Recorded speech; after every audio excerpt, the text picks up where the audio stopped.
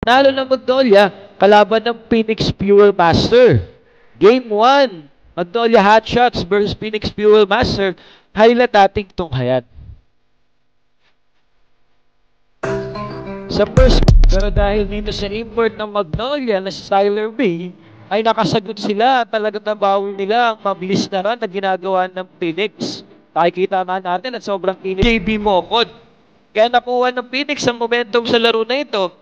Dahil doon ang Abueva versus Perkins na laban dahil sa sunod-sunod na basket ng mga taga-Magnolia kasama ng Phoenix.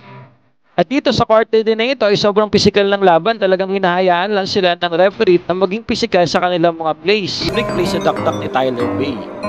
Bago ang ating third quarter, huwag kakalimutan mag-like, comment, share, and subscribe. Pinutin mo na rin notification bell button para updated ka sa mga bagong upload natin. Pero talagang mainit, etong si Mark Parroca, nag-take over na nga para talagang makuha. Ibigan niya ang ating laban hanggang matapos ang laro dahil dito sa import ng Phoenix. Pero binaba na nga ni Polly ang pinakamagandang play ng game para talagang lamang muna para sa ating basketball update. See you ulit sa ating next upload.